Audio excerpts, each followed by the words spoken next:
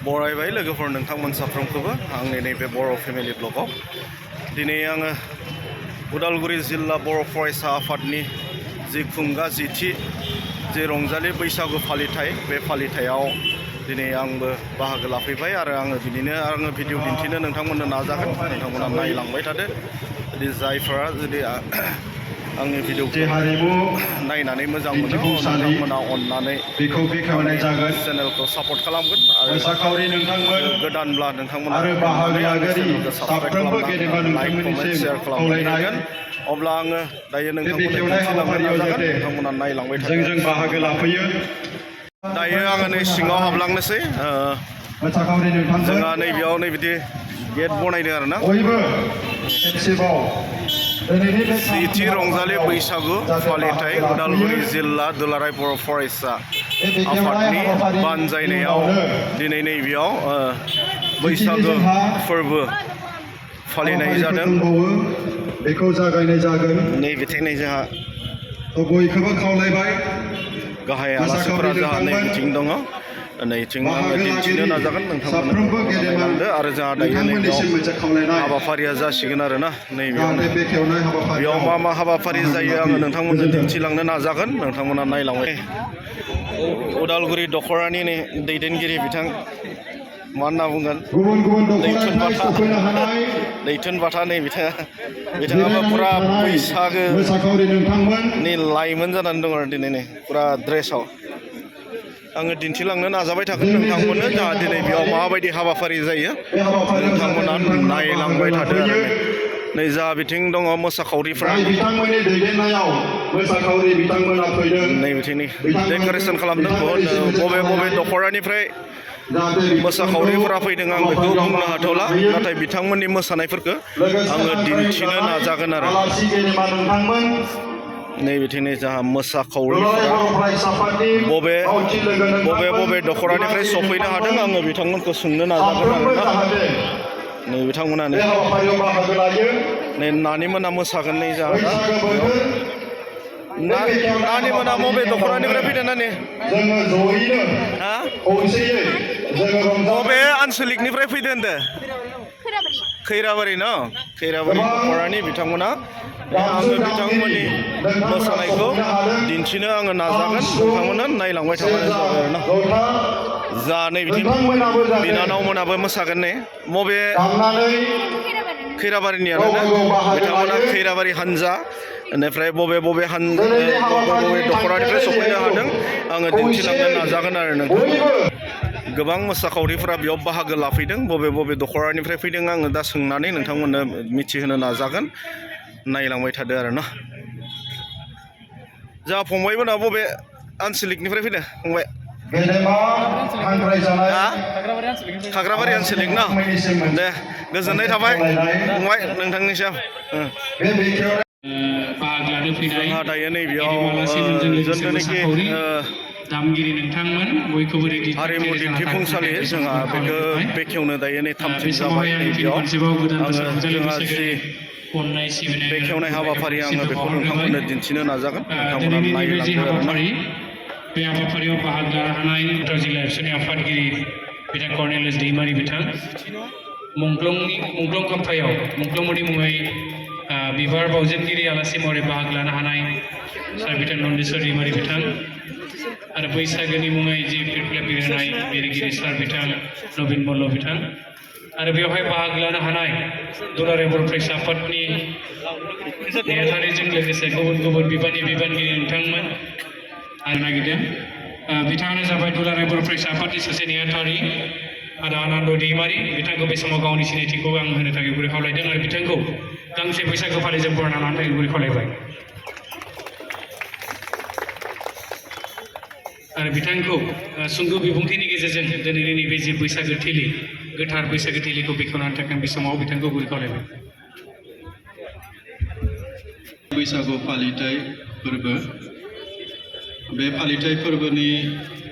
दुलाराय बर' फरायसा आफादनि गोथार फिरफिलाखौ बिरहोनाय जिल्लानि आफादगिरि आरो बैसागुनि फिरफिलाफोरखौ बिरहोनो थाखाय हांख्रायना लाबोजानाय साहित्य एकाडेमि एवार्डनि सार नबिन मल्ल बर' बिथां आरो मुंख्लं खाम्फायाव बिबार बावजेननो थाखाय हांख्रायना लाबोजानाय बिबार बावजेनगिरि समेश्वरी बान्था मोनगिरि सार नन्देश्वर दैमारि आरो बर' थुनलाइ आफादनि गाहाय नेहाथारि सार नीलकान्त गयारि आरो लोगोसेनो गुबुन गुबुन आफादनि जेरै इउपिपिएलनि उदालगुरि जिल्ला आरो बेरगाव जिल्लानि आफादगिरि गाहाय नेहाथारि बिथांमोन आरो जोंनि गासै हांख्रायजानाय आलासि नोंथांमोननो गोरबोजों आङो सिगांग्रो खुलुमबाय।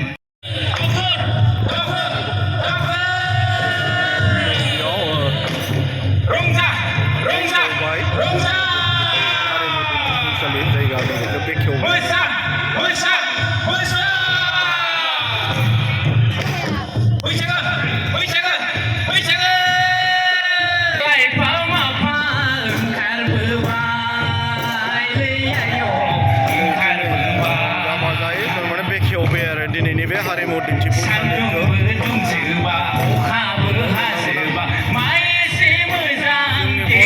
हारिमुआनो थारमाने ओरैबायदि रंजाथावना आरो गोजोनथावना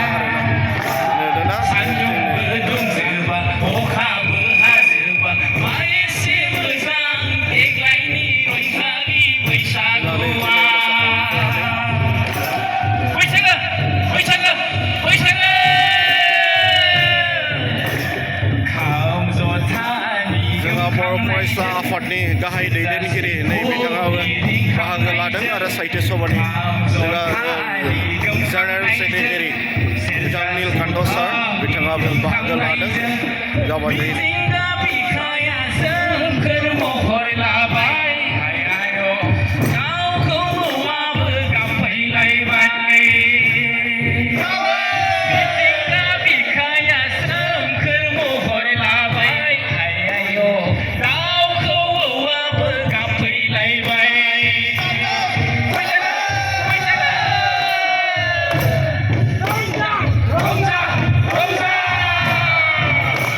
मोसा मोसा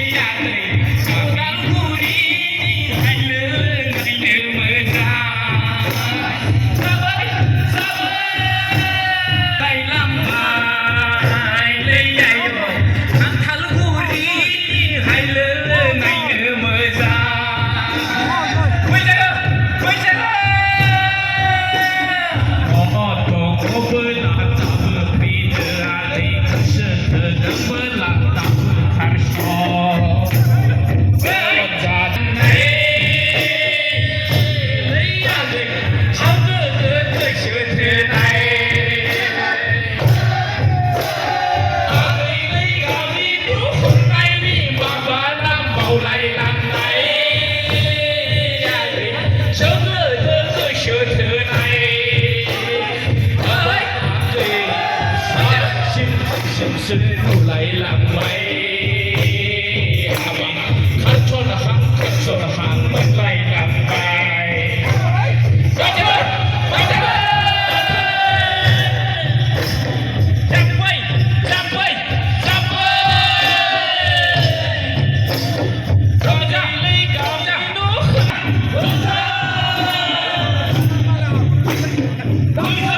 Bwisagu